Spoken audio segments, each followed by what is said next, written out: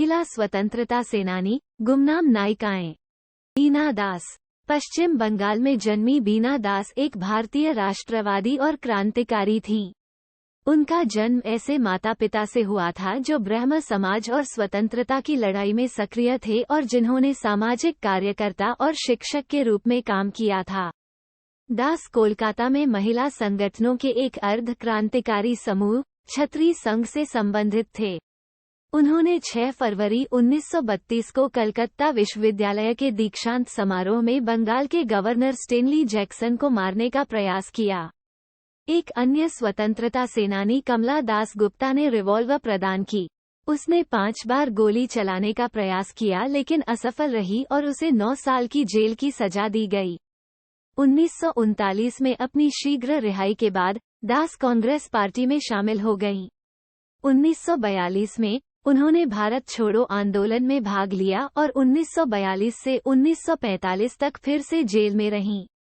उन्हें निश्चित रूप से हमारे देश की उल्लेखनीय महिला स्वतंत्रता सेनानियों में से एक के रूप में याद किया जाएगा। सुनीति चौधरी। सुनीति चौधरी एक भारतीय राष्ट्रवादी थीं, जिन्होंने शांति घोष के साथ मिलकर 16 साल की उम्र में एक ब्रिटिश जिला मजिस्ट्रेट की हत्या कर दी थी और उन्हें सशस्त्र क्रांतिकारी संघर्ष में भाग लेने के लिए जाना जाता है।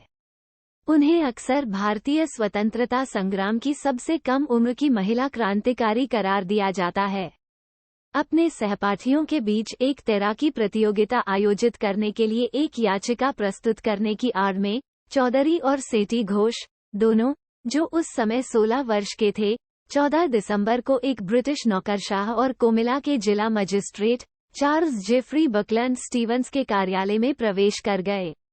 1931 जब स्टीवंस याचिका देख रहे थे, घोष और चौधरी ने अपने शॉल के नीचे से स्वचालित पिस्तौल निकाली और गोली मारकर उनकी हत्या कर दी। वो निस्संदेह हमारे देश की उल्लेखनीय महिला स्वतंत्रता सेनानियों में से एक के रूप में पहचानी जाएंगी। कनकलता बरुआ भारत की ऐसी शहीद पुत्री थीं, जो भारतीय वीरांगनाओं की लंबी कतार में जा मिलीं। मात्र 18 वर्षीय कनकलता अन्य बलिदानी वीरांगनाओं से उम्र में छोटी भले ही रही हों, लेकिन त्याग व बलिदान में उनका कद किसी से कम नहीं। एक गुप्त सभा में 20 सितंबर 1942 को तेजपुर की कचहरी पर तिरंगा झंडा फहराने का निर्णय लिया गया था। तिरंगा फहराने आई हुई भीड़ पर गोलियां दागी गईं और यहीं पर कनकलता बरुआ ने शहादत पाई। झलकारी बाई। झलकारी बाई एक महिला सैनिक थीं जो 1857 के भारतीय विद्रोह में महत्वपूर्ण थीं। वह झांसी की रानी लक्ष्मीबाई की महिला सेना में सक्रिय भागीदार थीं। अंततः वह राजशाही झांसी की रानी की प्रमुख सलाहकार बन गईं। उन्होंने झांसी की घेराबंदी के चरम के दौरान रानी की पहचान धारण की और रानी के लिए अग्रिम पंक्ति में लड़ाई लड़ी, जिससे वो सुरक्षित रूप से किले से बाहर निकल सकीं। सावित्रीबाई फुले। सावित्रीबाई ज्योतिराव फुले एक महाराष्ट्रियन कवयित्री, शिक्षिका और समाज सुधारक थीं। उन्होंने और उनके पति ज्योतिबा फुले ने महाराष्ट्र में भारत में महिलाओं के अधिकारों को आगे बढ़ाने में महत्वपूर्ण योगदान दिया। उन्हें भारत में नारीवादी आंदोलन की स्थापना करने का श्रेय दिया जाता है। पुणे में भिडेवाड़ा के पास सावित्रीबाई और उनके पति ने 1848 में पहले आधुनिक भारतीय लड़कियों के स्कूलों में से एक की स्थापना की। उन्होंने जाति और लिंग पूर्वाग्रह और व्यक्तियों के प्रति अनुचित व्यवहार को दूर करने के लिए अभियान चलाया। बेगम हजरत महल। 1857 के विद्रोह के दौरान बेगम हजरत महल अंग्रेजों का विरोध करने वाली कुछ महिलाओं में से एक थीं। उनका जन्म मुहम्मदी खानम के रूप में हुआ था। उनका जन्म अवध के फैजाबाद में हुआ था। बाद में उन्होंने एक मुताह समारोह में नवाब वाजिद अली शाह से शादी की।